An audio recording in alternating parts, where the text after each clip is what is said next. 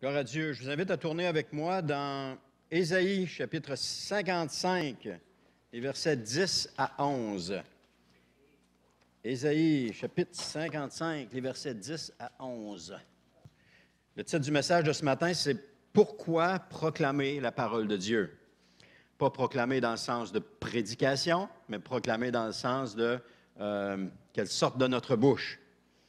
Je me suis aperçu avec le temps et dans ma propre vie et aussi en observant que si on ne dit rien, l'Esprit de Dieu ne peut pas agir.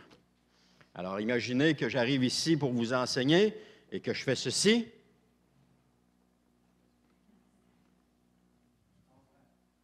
Qu'est-ce que vous recevez? Pas grand-chose. Quel effet ça a sur votre cœur? Pas grand-chose, aucun même. Parce que l'Esprit de Dieu agit lorsque nous parlons. Si nous déclarons quelque chose, c'est là que l'Esprit de Dieu agit.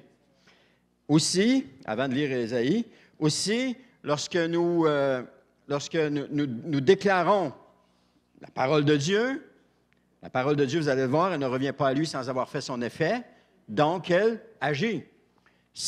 Et vous savez aussi qu'il y a deux mondes. Il y a le monde des ténèbres et il y a le monde de lumière. Il y a le royaume de Dieu et le royaume des ténèbres.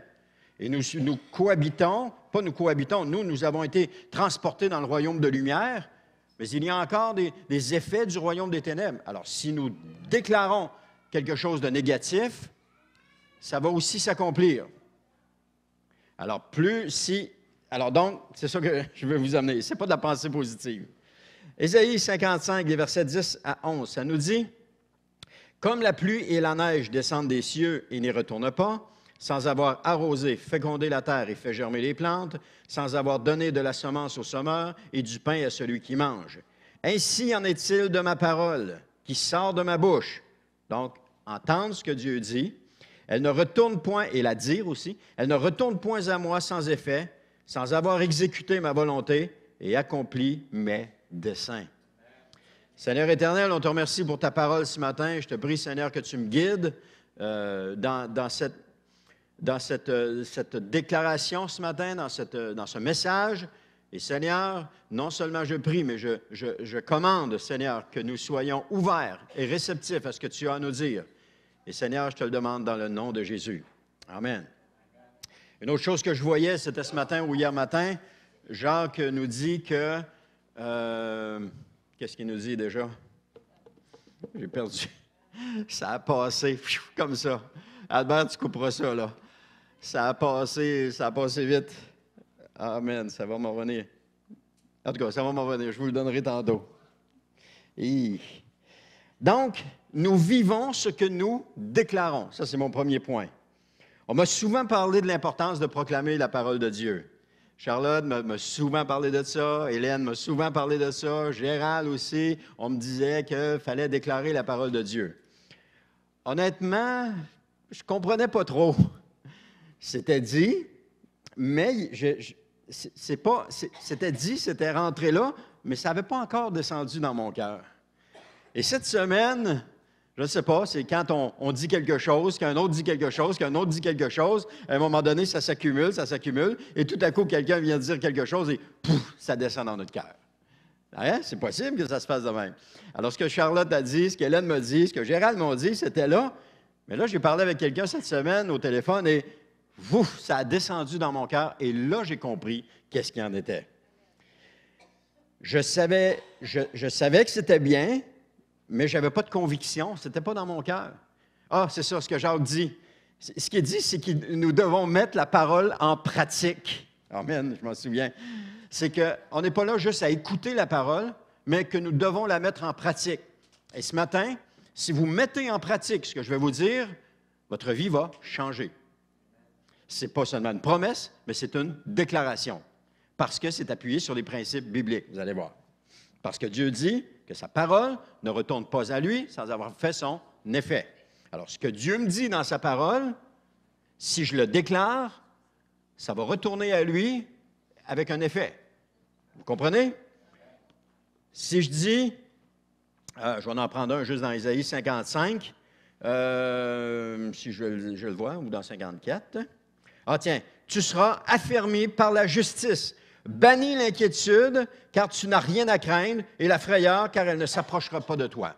Dieu vient de me dire ça. J'étais en train de lire ce matin, ou j'étais en train de lire, c'est un exemple, j'étais en train de lire à un moment donné, et je suis aux prises avec des inquiétudes, avec des choses à l'intérieur, et tout à coup, je vois ce passage qui dit « Bannis l'inquiétude, car tu n'as rien à craindre. » Oh wow, Dieu, tu es en train de me parler, là. Seigneur, tu es en train de me parler. Alors, au nom de Jésus, je prends autorité, et je chasse la crainte, et je chasse les inquiétudes. Au nom de Jésus. J'ai reçu la parole que Dieu a donnée, je l'ai entendue, OK, je l'ai entendue, je l'ai lue, elle est rentrée dans mon cœur, et là, je l'ai fait ressortir. Qu'est-ce que ça a fait? Elle est retournée à Dieu, mais avec l'effet qu'elle devait accomplir. Et si nous ne la disons pas, il ne se passera rien. Alors, je peux le lire, hein, tu seras affermi, la justice, bannis l'inquiétude, quand tu n'as rien à craindre. Amen. Quand tu fermes ça, je continue à être tout angoissé, à être tout inquiet, à être tout mal, parce que j'ai entendu la parole, mais je ne l'ai pas proclamée. Et si je la proclame, elle retourne à Dieu avec un effet. Alors ça, c'est un principe biblique. Je vais retourner dans Ésaïe parce que il faut que je le relise tantôt. Puis pour ne pas vous dire, bien, voyons, il est long à trouver, lui, là. Hein? OK. Alors, le Seigneur m'a vraiment conduit cette semaine et puis m'a parlé du bienfait de proclamer la parole. Et cette fois-ci, j'ai compris ce qu'il en était, comme je vous ai dit. Donc, mais tout d'abord, je veux commencer avec ceci. Il y a deux types de chrétiens dans l'Église, dans une Église. Il y a ceux qui sont remplis du Saint-Esprit et ceux qui ne sont pas remplis du Saint-Esprit. Ça, c'est une réalité, c'est une évidence. Et ça se voit, ça se voit. Certes, je vous le dis, certes, nous recevons l'Esprit de Dieu. Je fais juste un petit aparté à l'enseignement, là, mais c'est parce que c'est important de le faire. Certes, nous recevons de l'Esprit de Dieu à la nouvelle naissance. Lorsque nous naissons de nouveau, nous recevons l'Esprit de Dieu. Il vient habiter en nous. Mais ce n'est pas être rempli de l'Esprit. Ce n'est pas la puissance du Saint-Esprit que les apôtres ont expérimenté et que d'autres personnes qu'on voit dans les actes ont expérimenté. C'est deux expériences complètement différentes. Parce que celui qui est rempli de l'Esprit est différent de celui qui est né de nouveau puis qui a reçu l'Esprit, entre guillemets, à la nouvelle naissance. Parce que, c'est ça. Jean 20, 22 nous dit, pas besoin de tourner, je vais vous le lire. Après ces paroles, Jésus souffla sur eux et leur dit, recevez le Saint-Esprit. Jésus leur dit ça. Mais le mot recevez ici signifie prendre ce qui est à soi. Le Saint-Esprit nous a été donné. Il nous suffit de le prendre. C'est quelque chose qui est à soi, c'est à nous, il nous a été donné. Je n'ai pas juste à attendre, à souhaiter ou à désirer que ça me tombe dessus. Ça ne vous tombera pas dessus, c'est déjà tombé. Après une tempête de neige, on ne désire pas que la neige nous tombe dessus, elle est déjà tombée. Le Saint-Esprit a été donné à la Pentecôte. Il est descendu comme un vent impétueux, le bruit d'un vent impétueux. Il est descendu sur les apôtres. Le Saint-Esprit a été envoyé. Maintenant, ce que Jésus est en train de dire, c'est « Prends ce qui est à toi ». Il a soufflé sur ses disciples et il dit « Prenez ce qui est à vous ». Ça nous a été donné. La parole de Dieu est claire là-dessus. Il n'y a pas de doute. Elle est claire. C'est à nous que le Père nous a donné le Saint-Esprit. Aussi, le verbe « recevez » est à la voix active. Il indique que c'est la personne qui fait l'action. Comme par exemple, le garçon lance la balle. Ce n'est pas un spectateur qui a lancé la balle, ce n'est pas sa sœur, ce n'est pas son père, c'est le garçon lui-même. Alors, quand il dit « recevez le Saint-Esprit », c'est à nous de le recevoir. C'est nous qui sommes l'objet de cet énoncé-là. Alors, quand Jésus dit « recevez », il est en train de dire « prenez ce qui est à vous ». Prenez-le. Prenez-le, il est à vous. Il est à vous. Si vous avez déjà été rempli du Saint-Esprit dans le passé et que vous sentez que vous êtes complètement à terre, vous pouvez l'être encore rempli. Acte 2, ils ont été remplis du Saint-Esprit. Acte 4, ils ont encore été remplis du Saint-Esprit. Il est possible de l'être encore une fois. Ce n'est pas une expérience qui est donnée une fois et puis on n'aborde plus. Parce que la vie nous conduit dans des chemins, dans des directions et des fois, on en échappe. Donc, Prenons ce qui est à nous. Parce qu'avant de monter au ciel, dans Jean 14, 16, Jésus a dit, « Et moi, je prierai le Père, et il vous donnera un autre consolateur, afin qu'il demeure éternellement avec vous. » Jésus a dit qu'il va prier le Père. Et je pense que les prières de Jésus, ils sont répondues. Donc, le mot consolateur signifie un aide, un assistant, un adjoint. Le Saint-Esprit, c'est plus que simplement une présence réconfortante dans notre cœur. C'est un adjoint. Un adjoint, c'est quelqu'un qui se joint à quelqu'un d'autre pour accomplir une tâche. Lorsqu'on voit les disciples qui ont reçu le baptême du Saint-Esprit, ils ont manifesté le parler en langue. Ensuite de ça, Pierre a donné sa première prédication. Mais après ça, quand on regarde dans le livre des Actes, on voit que le Saint-Esprit travaillait avec eux. Ce n'est pas par sa force que Pierre a guéri l'homme à la belle porte. C'est par la puissance de Jésus, par l'Esprit de Jésus. Alors, le Saint-Esprit marchait avec eux, il le faisait avec eux. Donc, lorsque nous demandons d'être remplis du Saint-Esprit, nous recevons une personne qui va nous aider, mais plus encore, qui va nous assister, qui va être notre adjoint. Ce n'est pas juste une puissance flottante dans les airs que je peux m'en servir là, je leur donne, je peux m'en servir là, je leur donne. C'est pas ça. C'est un adjoint. C'est quelqu'un qui travaille à nos côtés. C'est quelqu'un qui travaille pour la même cause. Il est avec nous. C'est plus qu'une simple puissance. Il fait partie de nous, c'est ça. Donc, le Saint-Esprit n'est pas là pour seulement nous réconforter, il est là pour nous aider dans notre fonction, nous donner les paroles, opérer des miracles, convaincre de péché. Je peux parler à quelqu'un pendant 15 ans de temps, essayer de le convaincre de péché, il ne sera jamais convaincu, le Saint-Esprit va arriver, une parole, clic, il est convaincu de péché. C'est son boulot à lui. Ce n'est pas mon boulot à moi. Quand même que je prends ma Bible, puis que je frappe sur la tête, voyons, vont-tu rentrer ces versets-là? Ils ne rentreront jamais. Jamais ils vont rentrer. Mais le Saint-Esprit, une seule parole, il est convaincu. Jean 16, 7, « Cependant, je vous dis la vérité. Il est avantageux que je m'en aille, car si je ne m'en vais pas, le Consolateur ne viendra pas vers vous, mais si je m'en vais, je vous l'enverrai. » Alors, Jésus est parti, et si on parle de déclarer la parole, Seigneur Jésus, tu nous as dit que tu nous enverrais le Saint-Esprit, je crois que tu l'as envoyé, je crois qu'il est là, donc il l'a envoyé. C'est ça que la parole de Dieu dit. C'est ça que la parole de Dieu dit. Il l'a envoyé. Il n'y a pas de doute à avoir. On manifeste du doute quand on ne croit pas. Mais il l'a envoyé. Nous le recevons lorsque nous le demandons. Dans Luc 11, 13, il dit, « À combien plus forte raison le Père céleste donnera-t-il le Saint-Esprit à ceux qui le lui demandent? » Ça peut être plus clair que ça? Non, ça ne peut pas être plus clair que ça. OK, c'est pas clair? Il y a un autre verset. Il dit, « Tout ce que vous demanderez, demandez, vous recevrez. » OK, c'est pas encore clair? Tout ce que vous demanderez en priant, vous le recevrez. Ah! Tout ce qu'on demande. Dieu fait la promesse qu'il va nous le donner. On déclare, Seigneur, tu as promis que tu me le donnerais, en autant que Dieu a promis qu'il vous le donnerait. Mais s'il a promis qu'il vous le donnerait, il va vous le donner. Maintenant, ça va s'accomplir dans le temps, dans son temps. Mais s'il a promis qu'il vous le donnerait, il va vous le donner. Il n'y a pas de doute là-dessus. Alors, nous ne recevons pas si nous ne demandons pas, et c'est le principe même de la parole de Dieu. Si je ne demande pas, je ne recevrai rien. Si je ne frappe pas, on ne m'ouvrira pas. Si je ne... Demandez, frapper, c'était quoi l'autre? Amen. C'était au même point que moi. On était à la même place. Amen. Gloire à Dieu. Donc, si on ne pose pas un geste, il ne se passera rien. Il ne se passera rien. Vous avez entendu tout à l'heure un message en langue. J'étais à ma place et je savais que je devais le donner. Et là, il y avait un combat. Le Seigneur, tout d'un coup, il n'y a personne qui interprète. Le Seigneur disait, puis, ça fait quoi? Oh, ça fait rien. Ben, je l'ai donné. Parce que si je ne l'avais pas donné, ça ne serait rien passé. Il s'est passé quelque chose dans les lieux célestes. Il s'est passé quelque chose. Et je sais que Dieu le fait. Alors, si on n'ouvre pas notre bouche, il ne se passe rien. Et on ne peut pas attendre, c'est ça. Nous le recevons lorsque nous le demandons.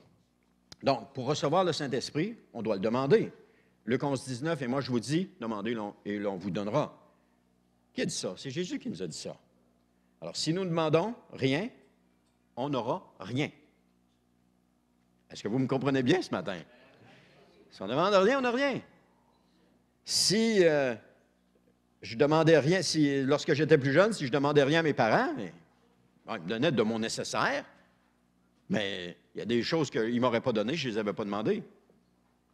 Si les enfants ne m'avaient pas demandé des choses, ils ne les auraient pas eues. Il y avait le nécessaire. Il y avait un toit, des vêtements, de la nourriture, il y avait le nécessaire. Mais là, ils voulaient jouer au baseball, ça, ils prenaient un gant de baseball. Ben non, écoute, mon gars, tu as des vêtements, tu as de la nourriture, puis tu as un toit. Tu n'as pas besoin de gant de baseball. Joue avec tes mains. Ça a été dur comme réponse. Aïe, aïe, oui, c'est ça. De toute façon, le gant, il ne servait pas de grand-chose.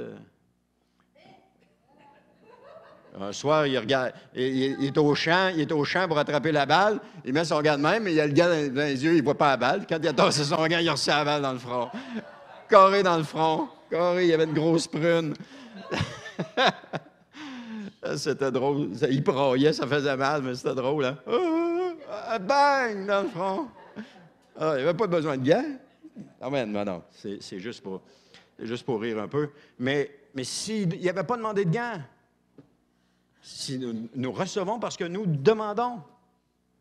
Donc, il n'est pas toujours nécessaire. Maintenant, je reviens dans mon point, Ésaïe 55, 10 à 11, qui disait « Comme la pluie et la neige qui descendent des cieux, ils n'y retournent pas, sans avoir arrosé, fécondé la terre et fait germer les plantes, sans avoir donné de la semence au semeur et du pain à celui qui mange. Ainsi en est-il de ma parole qui sort de ma bouche. Elle ne retourne point à moi sans effet, sans avoir exécuté ma volonté et accompli mes desseins. » Il n'est pas toujours nécessaire, là, il y en a qui vont être choqués un peu, il n'est pas toujours nécessaire de combattre pour avoir la victoire. Non, tu n'es pas sérieux. Il faut se battre. Il faut monter aux barricades, il faut se battre pour avoir la victoire. Le peuple d'Israël n'est pas toujours allé sur le champ de bataille pour avoir la victoire. Il y a une victoire, entre autres, avec un peuple qui avait fait un siège et que le peuple mourait de faim dans la ville. Et 2 lépreux sont partis, on dit, coudonc, on va se rendre, on n'a rien à perdre, de toute façon, on va mourir de faim ou mourir tué, on va mourir pareil, puis en plus, on est lépreux, on va finir par mourir pareil.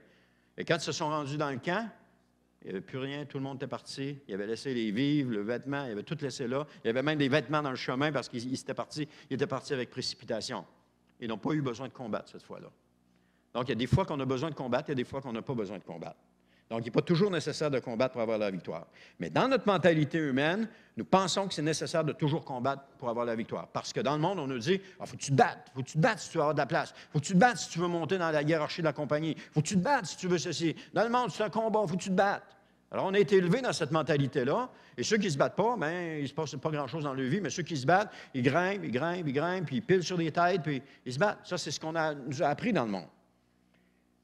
Mais maintenant, on est rendu dans le royaume des ténèbres. On est rendu des fils et des filles de Dieu. On a une autorité. On a une autorité. Amen. Et cette autorité-là, des fois, tu n'as pas besoin de te battre. Prenons un policier. Il n'y a pas toujours besoin de se battre pour arrêter quelqu'un. Ah, celui qui ne l'écoute pas, là, il va courir après, puis il va le mettre à terre, puis il va le battre. Mais il n'y a pas toujours besoin de combattre. Un policier peut faire, pas dire un seul mot. Et vous allez prendre votre auto, vous allez vous arrêter à côté, vous ne dites rien. Il peut faire ça de même. Vous pouvez l'écraser avec votre auto, maintenant il fait ça de même, puis vous allez arrêter en avant de lui. Pourquoi? Parce que vous respectez l'autorité.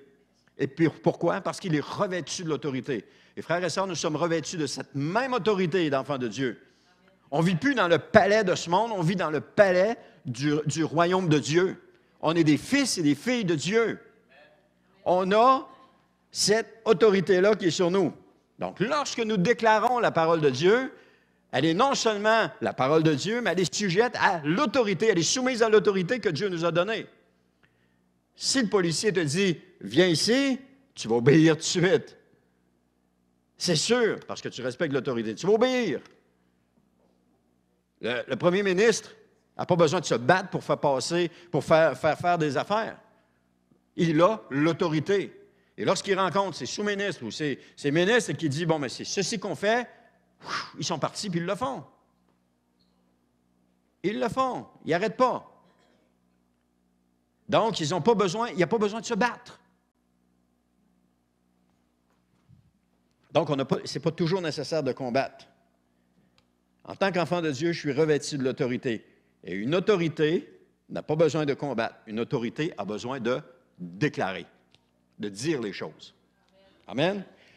Le mot déclarer signifie dire la même chose que. C'est pas compliqué. Dire la même chose que. Dire la même chose que Dieu a dit. Lorsque Dieu nous parle dans sa parole, qu'il nous le dit, lorsqu'il dit, à un moment donné, je me posais la question, il y a plusieurs années de cela, Seigneur, est-ce que je suis vraiment rempli du Saint-Esprit? J'étais né de nouveau, on avait prié pour moi, j'avais reçu le Saint-Esprit, et là, j'avais manifesté, là, j'avais fait ma vie, mais à un moment donné, il y avait des doutes. Et les années ont passé, puis là, il y avait des doutes. Est-ce que je suis vraiment rempli du Saint-Esprit?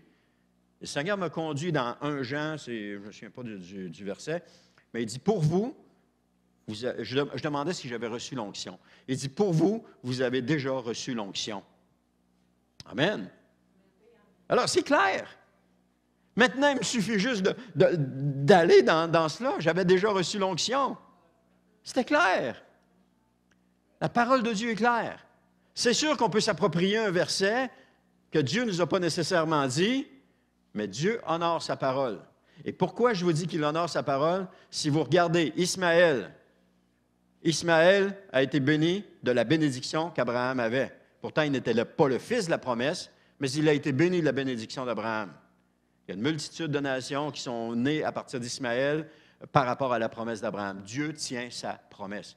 Alors, ce qu'il a dit, ce qu'il a déclaré, il honore sa parole. Donc, si vous déclarez quelque chose, Dieu honore sa parole. Pourquoi il l'honore? Parce qu'il l'a déjà dit. Il l'a déjà dit. Il y a beaucoup de jaune, hein? Je l'aime, ce passage-là. Il l'a dit. Le problème qu'on a, c'est qu'on l'oublie. On oublie ce qu'il nous a déjà déclaré. Et quand, c'est hier, ce matin, je pense, je me suis rendu compte qu'il n'y avait plus de nervosité en moi. J'ai été longtemps à avoir une pression dans les boyaux. Là, ça joue de même, là, puis là, t'es mal, puis là, t'es nerveux, puis là, tu ne sais pas les situations, comment ça va se passer, puis là, t'es nerveux. Et là, ce matin, je prenais conscience, wow, ça fait un bout que je n'ai pas été nerveux comme ça. Ça fait un bout qu'il n'y a pas eu, puis c'est pas le stress, là, c'était vraiment la peur, la nervosité. Parce que Dieu m'a délivré de cela. Je n'ai pas besoin d'avoir peur, je n'ai pas besoin d'être inquiet. Dieu m'a délivré. Et on écoutait une vidéo aussi où la personne parlait d'une guérison qu'elle avait eue. Jérémie va la reconnaître. Elle parlait d'une guérison qu'elle avait eue par rapport à des muscles dans sa tête. Et puis elle dit, quelque temps après, elle dit, j'ai été guérie, délivrée, mais elle dit, c'est revenu. Alors quelqu'un me dit, prends autorité puis confesse. Alors, elle a déclaré, non, je suis guéri dans le nom de Jésus. Et pouf, ça partait. Elle m'a dit, ça revenait. Elle a dit, non, je suis guéri dans le nom de Jésus. Ouf, ça partait. Alors, elle a été, encore aujourd'hui, elle dit, des fois, ça arrive que ça revient. Mais je le chasse au nom de Jésus. Pourquoi des gens perdent leur guérison? Parce qu'ils croient le mensonge de l'ennemi. Quand ça revient, ah non, ben, je n'ai pas été guéri. Ah non, je n'ai pas été guéri, ça recommence. Et bang, c'est fini. Ils l'ont perdu. Pourtant, ils l'ont eu, leur guérison. Ils l'ont expérimenté. Ils l'ont eu, ils l'ont vécu. Ils ont la conviction qu'ils l'ont eu. Mais là, quand ça revient, le doute se mêle à ça, puis ils perdent leur conviction. Frères et sœurs, si vous avez vu une guérison dans le passé, vous l'avez toujours, la guérison, parce que la parole de Dieu qui a été déclarée sur vous est encore valable aujourd'hui. Elle est encore valide aujourd'hui. Elle est encore présente. Elle est encore pleine de force aujourd'hui. Vous pouvez réclamer votre guérison, encore une fois. Réclamez-la. Et lorsque vous priez pour quelqu'un, que vous déclarez des choses, vous priez, vous déclarez quelque chose sur sa vie, et ça va arriver. C'est important de faire attention à ce qu'on déclare. Parce que ce qu'on déclare va aussi arriver si c'est négatif. Aussi arriver. Donc, déclarer signifie dire la même chose que. On répète ce que Dieu a déjà dit. On répète ce que Dieu nous a déjà dit, ce qu'il dit dans sa parole, ce qu'il a déjà dit et ce qu'il nous a déjà dit. On le répète. Dieu n'a pas besoin de combattre, il a simplement besoin de déclarer, et c'est comme ça qu'il a créé le ciel puis la terre. C'est un principe du royaume de Dieu. Amen. Jésus a déclaré, Quand il a dit à l'aveugle, il n'a pas dit « Oh, mon ami, je te guéris de ton aveuglement. » Il a dit « Va, ta foi t'a sauvé. » Le résultat, il a retrouvé la vue. Il a dit à l'officier du roi « Va, ton fils vit. » Dans Jean 4. Cet homme a cru la parole de Dieu et son fils a vécu. Va, ton fils vit. Il a dit aussi lève-toi, il a dit ça à un lépreux, lève-toi, va, ta foi t'a sauvé. Dans Luc 17, il a été guéri. Il a dit à la femme qui avait touché son vêtement, ma fille, ta foi t'a sauvé, va en paix, sois guérie de ton mal, dans Marc 5. Et quoi? Elle fut guérie. Jésus a simplement déclaré et la chose s'est produite. Rien de plus. Pas de cri, pas d'élévation de voix, juste une déclaration pleine d'autorité.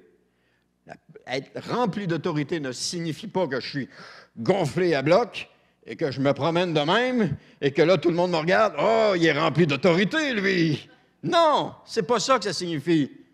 Ça signifie que quand je parle, les choses se produisent. Je peux être le plus chétif de tous vous autres. Et les... Il y en a un qui a dit « Ouais. » Mais si je parle, la chose se produit parce que j'ai l'autorité de Dieu en moi et rien d'autre. Amen. Je n'ai pas besoin de crier, je n'ai pas besoin de sauter. Jésus a déclaré avec calme et autorité, et dans Matthieu, ça nous dit au chapitre 7, verset 29, car il enseignait comme ayant autorité et non pas comme leur scribe. L'enseignement de Jésus était différent parce qu'il enseignait non pas comme étant il enseignait avec autorité. Crier n'augmente pas notre autorité. Courir, sauter, élever la voix ne change rien à notre autorité. Il nous suffit de simplement communiquer comme Jésus l'a clairement dit. Vous vous en venez sur l'autoroute, vous avez été capté par un radar qui vous disait que vous alliez trop vite. Le policier sort de son véhicule, fait « Signe-toi », puis tu y vas sans dire un mot. Si tu passes droite, oh là, ça va chauffer. Mais tu y vas sans dire un mot. Son autorité, on reconnaît l'autorité qui lui a été donnée. Enlève-lui son habit de policier, mets-le sur le bord de la route avec son auto, il va faire ça, tu vas passer, puis tu t'en occuperas même pas, parce qu'il n'est pas revêtu de l'autorité. Et comme enfants de Dieu, nous sommes revêtus de cette autorité-là. Je vous le répète encore, parce que c'est drôlement important. On est revêtus de cette autorité-là. Nous ne déclarons pas parce que nous restons dans nos difficultés. Parce que souvent, lorsqu'il nous faut déclarer, c'est lorsque nous sommes au cœur de notre difficulté. C'est à ce moment-là qu'il faut déclarer. C'est à ce moment-là qu'il faut aller voir la parole de Dieu et dire, « Seigneur, qu'est-ce que tu as pour moi dans ta parole aujourd'hui? Qu'est-ce que tu as pour moi? » Et là, lorsque Dieu va le donner, là, on prend toute l'énergie qui nous reste et on déclare ce que Dieu vient de nous donner. Et je vous dis ça parce que je l'ai déjà raconté souvent, je vais encore vous le dire, puis je vais le dire souvent aussi. J'ai été peut-être pendant 15 ans ou 20 ans à faire un vrai pentecôtiste, des pentes et des côtes. À faire le lundi matin, ça commence à descendre pour atteindre son apogée le mercredi. Et là, tout le mercredi, je suis dans le découragement total. Le jeudi avec. Mais là, le vendredi matin, ça commence à remonter parce que là, je vois que la semaine de travail achève. Et là, puis le dimanche, on va aller à l'église. Donc, le samedi, le dimanche, je suis tout aïe. Et là, le lundi, je redescends encore. Une fois, le Seigneur m'avait parlé de prendre autorité, de chasser ces démons-là. Une fois, je suis dans mon auto et je me tiens la tête comme ça. Je suis à côté sur la vitre, je suis arrêté de lumière, je me tiens la tête de main. Je dis, ça va-tu finir un jour? Puis là, je suis découragé, là. On est le mercredi, ou on était peut-être le mardi cette fois-là. Là, je dis, ça va-tu finir un jour? Et là, il me vient l'idée, prends autorité. Hey, là, tu es dans le plus bas, là. Tu es dans le plus bas, là. Et là, il faut que tu prennes autorité, là. Là, tu n'as pas le goût de prendre autorité. Tu n'as pas le goût de le prendre, parce que c'est dur de prendre autorité. Tu n'as même pas le goût de parler, tu as juste envie de te plaindre. Ça fait 15 ans, 20 ans que je suis là-dedans. Seigneur, je suis tanné d'être là-dedans. J'ai envie de me plaindre. Oh, Seigneur, délivre-moi de ça. Oui, Seigneur, il a entendu des dizaines de fois cette prière-là. C'est pas ça qu'il veut entendre. Il l'a entendu, puis il a répondu, sauf que moi, non, Seigneur, délivre-moi. Puis là, j'étais encore dans le trou, encore dans la difficulté. Mais là, cette fois-là, le Seigneur a dit, prends autorité. Et là, j'ai fait dans le nom de Jésus Là, c'était dur. Là. Les lèvres, les gencives, la mâchoire, elle ne voulait pas bouger, c'était dur. J'ai dit, dans le nom de Jésus, je t'ordonne de partir maintenant. Ça a fait pouf! Comme ça. J'ai dit, oh, c'est plus là. Hey, je suis là, je suis découragé. J'en ai mon tas, j'en ai mon voyage. Je prononce ça. C'est plus là. C'est complètement parti. Là, je dis, hein? C'est revenu la semaine d'après. Mais là, j'avais eu l'expérience. Je proclamé encore. C'est reparti. C'est revenu encore la 3e semaine. Je proclamé encore parce que là, je savais que si je proclamais, ça ne restait pas. Et c'est parti. Et c'est parti, c'est parti, c'est parti, c'est parti, c'est parti, jusqu'à ce que je n'ai même plus besoin d'en parler. C'est même plus là. J'ai même plus ces moments de découragement-là dans le milieu de la semaine. Ça n'existe plus. C'est complètement parti. J'étais 15 ou 20 ans là-dedans. Et c'était atroce. C'était spirituel. C'était pas une maladie que j'avais, là. C'était spirituel. Et je me souviens encore de ces moments-là. Mais c'est parti parce que j'ai déclaré en plein milieu de la tempête et de la tourmente, j'ai redressé mes épaules. C'est comme si l'ennemi arrivait, là, il me prenait par la nuque, là, puis là, il me descendait, puis là, il m'écrasait à terre, là, puis il me tenait là. Puis là, moi, je bougeais pas, là. Oh, Seigneur, délivre-moi. Seigneur, sors-moi de là. Oh, Seigneur, fais quelque chose, je suis plus capable. Oh, viens m'aider, Seigneur. Comment ça va? Oh, ça va pas, je suis tout à terre. L'ennemi me tient là. Mais quand j'ai dit, c'est au nom de Jésus, tu t'en vas, c'est fini. Oh, puis il a enlevé ses mains. Oh, là, il y avait affaire à quelqu'un. À qui? Au Seigneur Jésus. À cause de son autorité qui est en moi, l'autorité d'un enfant de Dieu. Amen? Il a eu affaire à moi. Gloire à Dieu. Merci pour la personne qui suit. Amen. Donc, qui suis-je en Christ? Ah, une autre chose où est-ce que Jésus a déclaré, non, on va le voir plus tard. Qui suis-je en Christ? Je suis une nouvelle créature. Je vais vous en lire plusieurs, OK?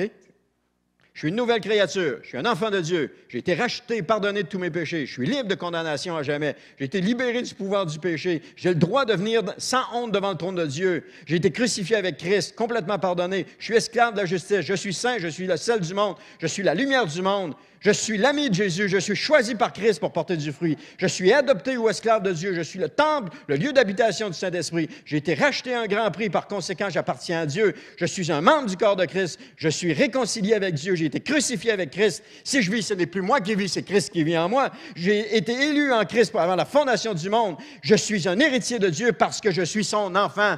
Vous en voulez encore? Je suis l'ouvrage de Dieu, né de nouveau en Christ. Je suis saint et justifié. Je suis citoyen du ciel. Je suis un pèlerin dans ce monde. Je suis un enfant de la lumière. Amen. Je suis la tête et non la queue. Amen. J'ai cette autorité-là qui m'a été donnée. Et je peux m'en servir. Donc, le combat n'est pas dans l'intensité que nous y mettons, mais dans l'autorité qui nous est donnée. Là, j'ai mis beaucoup d'intensité, là. Hein? Vous avez vu que j'en ai mis de l'intensité, là. J'ai tout chaud dans le dos, là. Mais je n'avais pas besoin de faire ça. Parce qu'avec l'autorité qui nous est donnée, lorsque nous parlons, ça agit. Dieu agit. Sa parole, il agit. Nous vivons présentement certaines difficultés dans l'Église. Pour que ça cesse, nous devrons déclarer. On va devoir déclarer. Ne plus déclarer ce que nous voyons, mais déclarer ce que Dieu a dit. Ce que nous voyons, c'est « Oh, wow, ça diminue, du monde qui s'en va, il y a beaucoup moins de monde. » Ça, c'est ce que nous voyons. Mais qu'est-ce que Dieu a dit? Dans 2 Chroniques 18, 13, pour ceux qui prennent des notes, Michée a répondu, « L'Éternel est vivant, j'annoncerai ce que dira mon Dieu. » Pierre a déclaré, dans Actes 9, 40, à Tabitha, il lui a dit, sans crier, sans sauter, sans hurler, sans se morfondre, il a dit, moi j'imagine qu'il a dû lui dire avec une voix douce, « Tabitha, lève-toi. » Pouf, elle a ouvert les yeux, elle s'est levée, complètement ressuscitée. Il n'y avait pas besoin de crier.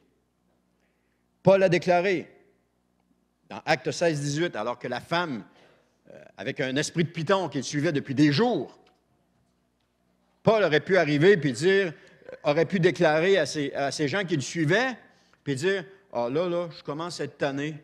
Elle est tout le temps après nous autres, elle crie toujours après nous autres. Là, je suis tanné, là, je suis tanné, je vous le dis, je suis tanné. Puis là, cette femme-là est comme ci, comme ça. Puis là, dénigrer cette femme-là devant ses collaborateurs.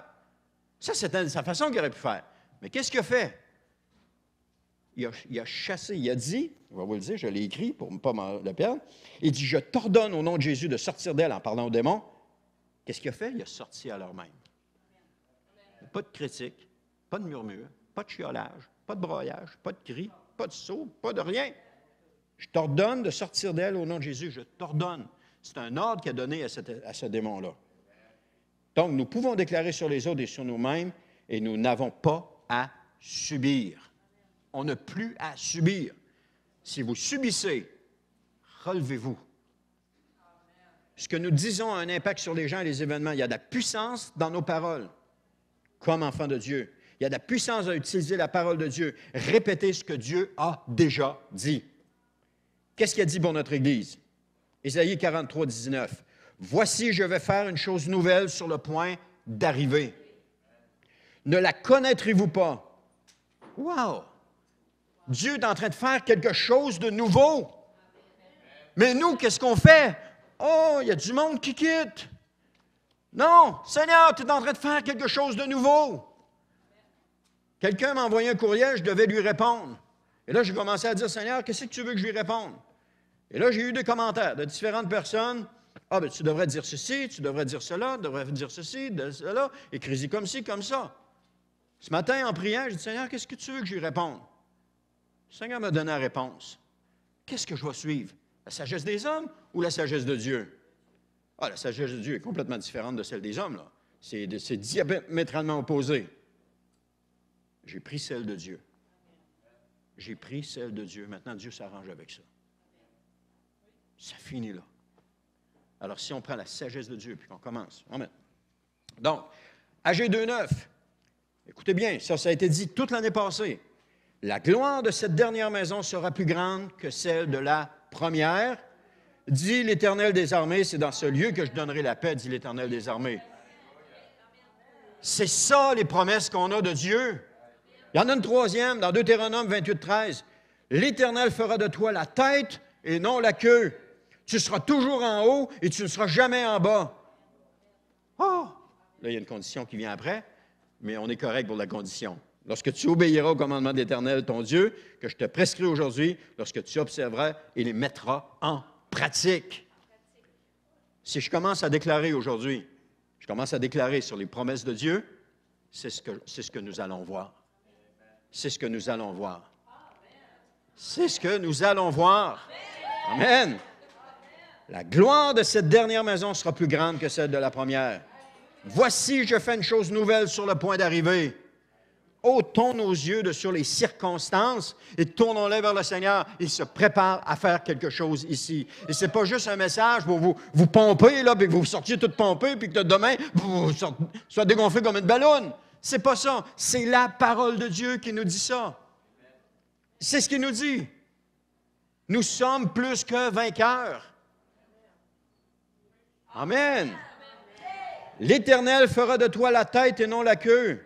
Tu seras toujours en haut et tu ne seras jamais en bas. On a toujours déclaré, on a toujours dit que nous serions une église modèle pour le lac Saint-Jean. On l'a toujours dit. Pourquoi qu'on le dit? Parce que Dieu l'a dit et on répète ce que Dieu a dit. Amen. Alors, lorsqu'il nous arrive quelque chose, on ne doit pas monter tout de suite aux barricades, mais on doit aussi chercher à savoir qu'est-ce qui se passe. Qu'est-ce que Dieu est en train de faire? Là, ce qui se passe dans ce coin-là, c'est qu'il y a un cellulaire qui sonne. Soyez pas inquiets, ils vont l'arrêter. Amen. Donc, allez dans la parole de Dieu et lui demander des munitions pour déclarer. Arrêtons de... Et ça, je vais le mettre en pratique dans ma vie. Quand Pierre dit que nous devons mettre les choses en pratique, Pierre Jacques nous dit de mettre la parole en pratique, à partir de maintenant, c'est quelque chose que je vais mettre en pratique. Et je vais déclarer ces choses-là. Demandez à Dieu des munitions pour déclarer. Et dans les moments les plus difficiles, c'est là qu'on demande des choses. Allez dans la parole de Dieu, c'est ça. Jésus au désert a fait fuir le diable par la parole de Dieu. Vous vous souvenez dans Luc? C'est seulement en répétant ce que Dieu avait dit. Il est écrit.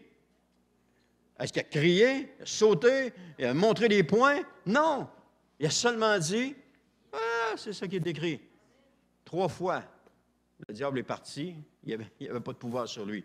Pourquoi? Parce que Jésus avait l'autorité. Il y avait l'autorité qui lui avait été donnée par son Père. Et nous avons cette même autorité-là. Nous avons cette même autorité-là.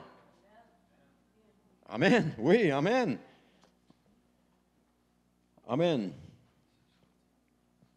Et on peut s'en servir de cette autorité-là. Le temps passe, hein?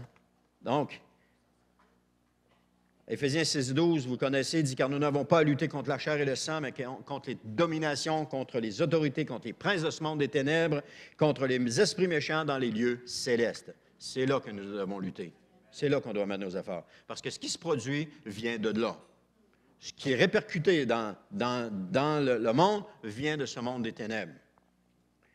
Donc, en terminant, déclarer, c'est libérer la parole de Dieu dans une situation donnée, en sachant que sa parole ne retourne pas à lui sans avoir accompli ses desseins.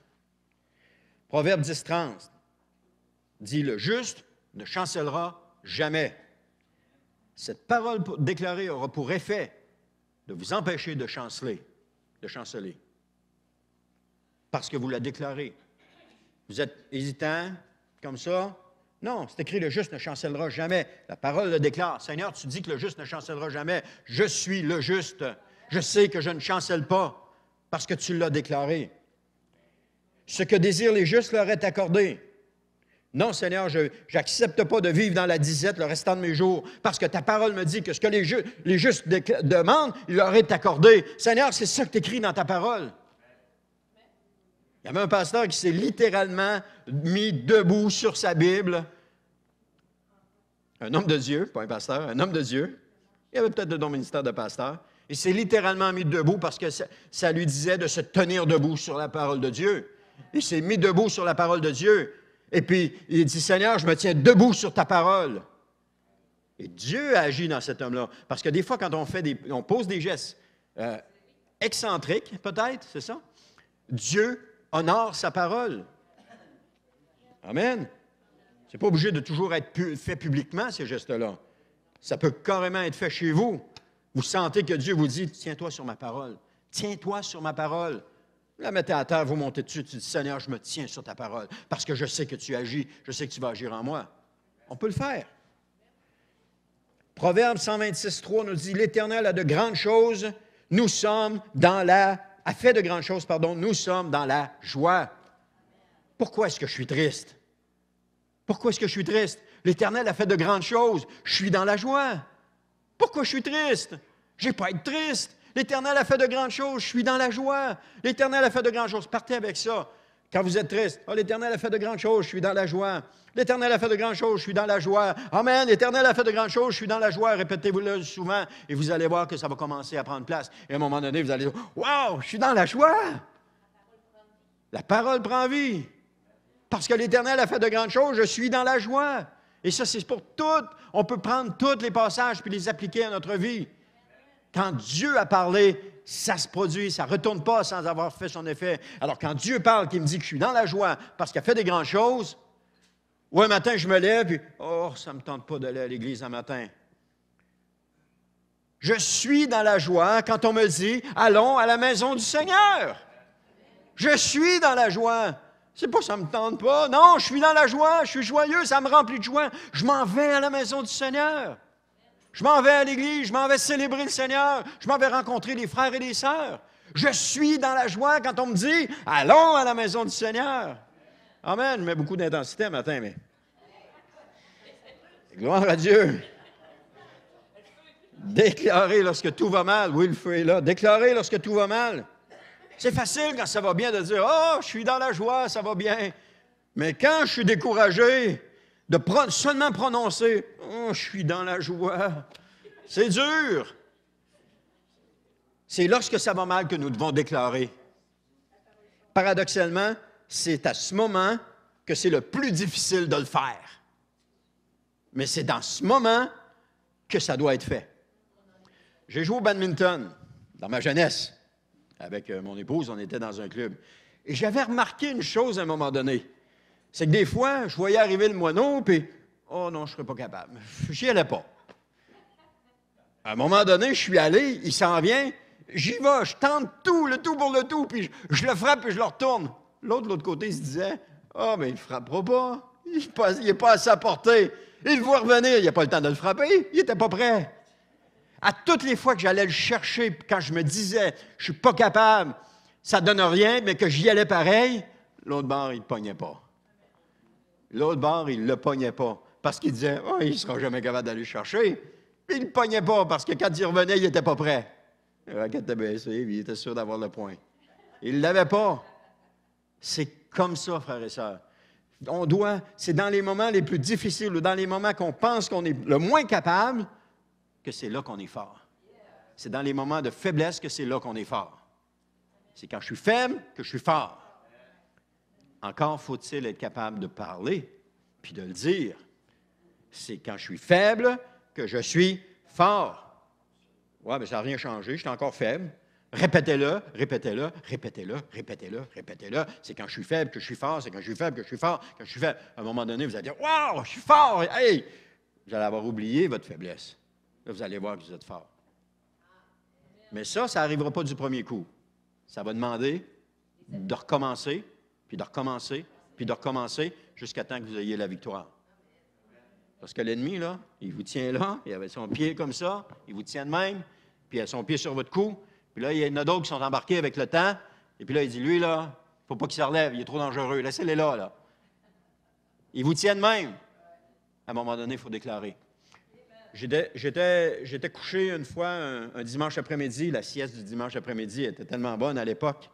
Quand les enfants étaient tous partis dormir, je me suis couché sur le divan. Et là, j'étais couché sur le ventre. C'est ça, j'étais couché sur le ventre. C'est rare, je me couche sur le ventre, mais là, j'étais couché sur le ventre, sur le divan. Et tout à coup, j'ai senti une pression sur moi, là. Puis là, je n'étais pas capable d'ouvrir la bouche. Je n'étais pas capable de l'ouvrir. La seule chose que j'ai pu dire, c'est « Jésus! » Ça a parti. Et ça, c'est arrivé à 2 reprises. Où est-ce que j'ai crié alors que c'est comme si quelqu'un me tenait la bouche de même puis m'empêchait de parler. Mais quand j'ai prononcé le nom de Jésus, ça a parti.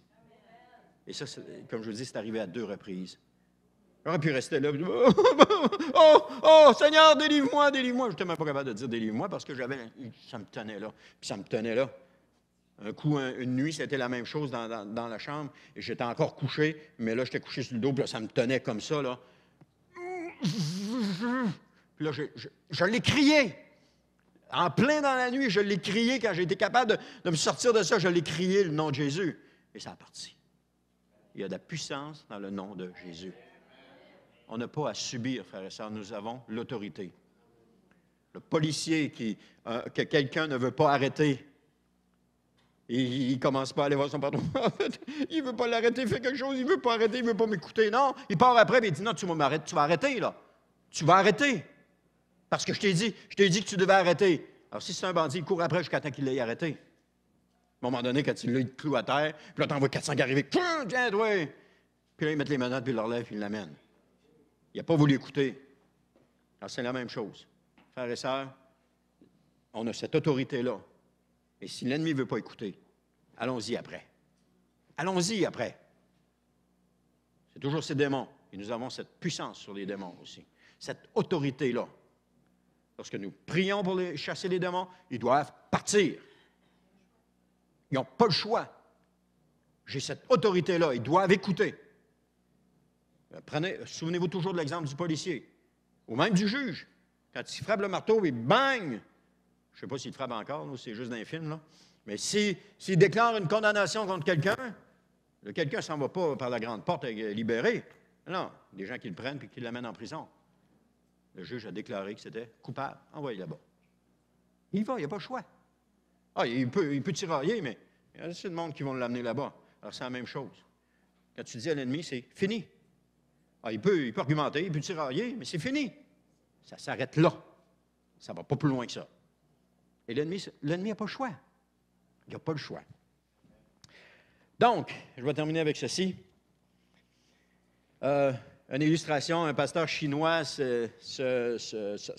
s'étonnait il y a quelques années, peut-être que les musiciens peuvent avancer, s'étonnait il y a quelques années de la profusion de matériel chrétien dont nous, les Églises occidentales, on disposait. Et il en a conclu que c'était pour cette raison que l'Évangile avançait si lentement dans notre pays. Chez lui, à l'époque, il dit « On médite encore et encore un seul et même verset pendant des semaines, et les communautés souterraines se multiplient à vitesse grand V au milieu d'une grande persécution. » Parce qu'ils méditent la parole de Dieu. Combien de fois je suis parti au travail le matin sans avoir lu ma parole, puis OK, je la lirai plus tard dans la journée. Je la traînais tout le temps avec moi. Je vais la lire plus tard dans la journée. Et là, la journée, je ne l'ouvre pas, je ne la lis pas, il y a toujours quelque chose. Puis, je vais la lire à soir avant de me coucher. Tu arrives le soir, tu es fatigué, tu te couches, puis tu dors. On ne la médite plus, la parole de Dieu. On a tellement de matériel. Vous ouvrez Internet, vous embarquez sur YouTube ou n'importe quel, puis pouf, c'est parti. Regarde, on ne médite plus la parole de Dieu. Pourtant, c'est là qu'est notre force.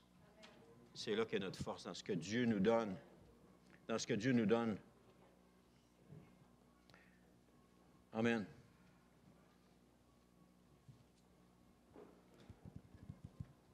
Amen. On va terminer avec un chant, c'était « Tu me rends brave ».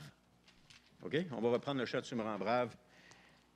Et je veux juste vous encourager à prendre les paroles de ce chant, puis à les répéter. Souvent, on est là, on est dans une position de défaite parce qu'on ne se rend pas compte de l'autorité qu'on a.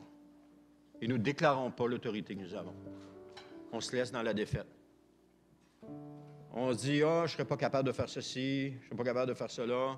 Pourtant, Paul nous dit dans Timothée, il dit, car ce n'est pas un esprit de timidité que le Seigneur nous a donné, mais un esprit de force, de puissance et de sagesse. L'Esprit de Dieu qui habite en moi est un esprit de force, de puissance et de sagesse. Je n'ai pas à avoir peur. Je n'ai pas à craindre. Quoi que ce soit qui m'arrive. Il y a un passage qui dit, le malheur atteint souvent le juste, mais l'Éternel en délivre toujours. On s'arrête là. Le malheur atteint souvent le juste. Vous pouvez commencer quand vous serez prêts. Le malheur atteint souvent le juste. On s'arrête là. Oui, c'est ça, Seigneur, le malheur atteint. Mais l'Éternel en délivre toujours. C'est ce bout-là qui est important. C'est ce bout-là qu'il faut se souvenir. C'est ce bout-là qu'il faut mettre en pratique. C'est ce bout-là qu'il faut se rappeler. C'est ce bout-là qu'il faut méditer. L'Éternel l'en délivre toujours. Je ne sais pas à quoi vous faites face ce matin. Je ne sais pas dans quelle position vous êtes, mais vous êtes des justes. La parole de Dieu nous dit que nous sommes justifiés. Si justifié, je suis un juste. Et le juste, l'Éternel le délivre toujours. Toujours. Pas une fois de temps en temps, pas quand ça lui plaît, pas quand il a envie ou quand il n'a pas envie. Quand toujours. Il faut l'apprendre, cette promesse-là. Je suis un juste. Commencez par se convaincre que nous sommes un juste. Vous savez, lorsque vous êtes né de nouveau, il y a eu des doutes qui sont venus. Je suis réellement né de nouveau? Ça venait de où, ces doutes-là? Ces doutes-là? Ça venait de notre ennemi qui mettait le doute. Je suis vraiment né de nouveau? Qu'est-ce que vous avez fait? Si vous êtes encore assis dans l'Église aujourd'hui, qu'est-ce que vous avez fait? Non! La parole de Dieu dit que je suis né de nouveau, je suis né de nouveau. On règle ça, ça finit là. Je suis né de nouveau, c'est décidé, c'est réglé. Est-ce que l'ennemi vous tourmente encore en disant, es-tu sûr que tu es né de nouveau? Es-tu sûr de ça? Quand vous avez mis le pied à terre, vous avez dit, je suis né de nouveau, c'est ce que la parole de Dieu déclare. Les promesses qui sont rattachées à ça sont à moi. Je sais que mon nom est écrit dans le livre de vie. Amen. Et il est écrit avec de l'encre rouge et avec le sang de Jésus en plus. Vous ne saviez pas ça, hein? Mais il est écrit avec le sang de Jésus. Amen. Il est écrit, c'est écrit, ça finit là. On ne doute plus. Alors tout le reste, c'est pareil. On reçoit le baptême du Saint-Esprit par la foi. On parle en langue par la foi. On prophétise par la foi. Tout se fait par la foi. Il n'y a rien qui se fait sans la foi. Tout est par la foi. Si je ne le fais pas parce que je doute, si je ne le fais pas, c'est parce que je n'ai pas la foi puis que je doute. Si je doute, il ne se passe rien. On va rester dans la caméra. Il ne se passe rien. Tout se fait par la foi. Je suis sauvé par la foi, né de nouveau par la foi, pardonné par la foi, libéré par la foi, restauré par la foi. Je suis par la foi. Tout, c'est tout. Amen. Amen. Vous devriez sauter en l'air, sauter de joie, crier et applaudir. Amen. Faire une ovation, Seigneur. Faites-le. Faisons une ovation, Seigneur. Amen. Alléluia, Seigneur. Gloire à toi, Seigneur. peux commencer le chant. Amen. Alléluia. On va chanter une dernière fois Tu me rends brave. Après ça, je vais terminer en prière, frères et sœurs. Alléluia.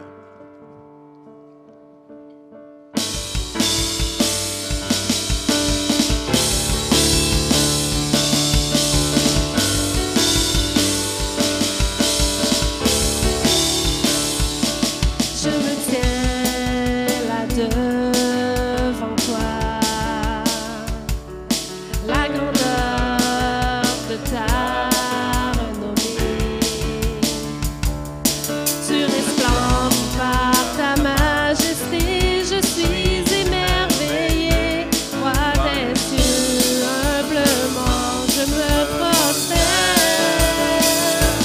Ton amour, tout comme les flots, inonde ma vie, inonde ma vie, car tu es pour nous. Qui sera contre nous? Toi le héros des cieux, tu as tracé la voie vers ton amour. Alléluia. Alléluia, Seigneur. Alléluia, Jésus. Amen. J'ai entendu le son de ta voix et j'entends le chant d'amour que tu chantes. Oh, attire-moi plus loin, au-delà de la rive, dans ta grâce. Oh, ta grâce, ton amour, tout comme les flots, inonde ma vie, inonde ma vie, car tu es pour nous. Qui sera contre nous? Toi le héros des cieux, tu as tracé la voie vers ton amour. Alléluia, Seigneur. Alléluia, Seigneur. Tu Me me rends brave, tu me rends brave, tu m'appelles plus loin, au-delà de la rive. Tu me rends brave, tu me rends brave, rien ne peut m'empêcher de connaître ton amour. Tu me rends brave, tu me rends brave, tu m'appelles plus loin, au-delà de la rive. Tu me rends brave, tu me rends brave, rien ne peut limiter le pouvoir de tes promesses.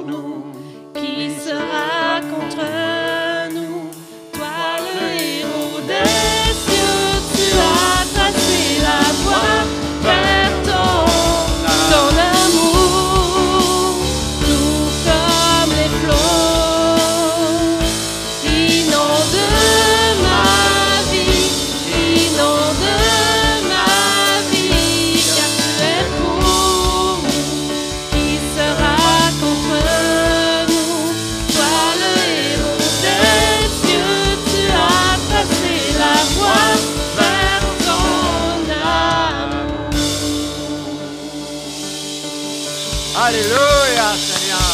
Alléluia, Seigneur. Tu me rends brave, Seigneur. Alléluia, Seigneur. Non seulement tu me rends brave, Seigneur, mais tu me donnes la force, Seigneur. Tu me oins de ton Saint-Esprit, Seigneur. Tu me remplis de ta présence, Seigneur. Et tes paroles, Seigneur, sont les paroles, Seigneur, que tu as prononcées sur ma vie, Seigneur. Et je veux y croire, Seigneur. Et à partir de maintenant, Seigneur, je termine avec ceci. À partir de maintenant, Seigneur, je vais mettre en pratique ta parole. Lorsque tu nous dis de déclarer ta parole, Seigneur, montre-moi, donne-moi les munitions qu'il faut. Tu as assez entendu ma prière. Tu as assez entendu ma prière de me délivrer, de me sortir de ceci, de me sortir de cela. Mais maintenant, Seigneur, je veux des paroles, Seigneur, qui viennent de toi et qui vont retourner à toi en ayant accompli leur effet. Seigneur, tu es mon Dieu et je crois en toi, je crois en ta parole, Seigneur. Et Seigneur, je te prie ce matin. Non pas je te prie, Seigneur.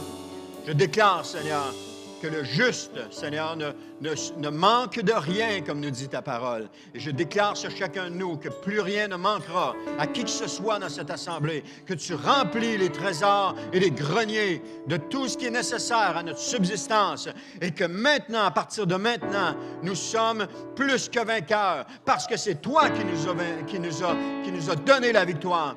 Et Seigneur, c'est avec autorité, Seigneur, que je m'adresse. Je prends l'autorité d'enfant de Dieu que tu m'as donnée. Et dans le nom de Jésus, Père, bénis cette assemblée, Seigneur. Bénis chacun de nous, Seigneur. Remplis chacun de nous de ton Saint-Esprit. Remplis-nous de ta présence, comme c'est écrit dans ta parole. Et c'est au nom de Jésus qu'on te prie, Père. Amen. Alléluia, Jésus. Amen.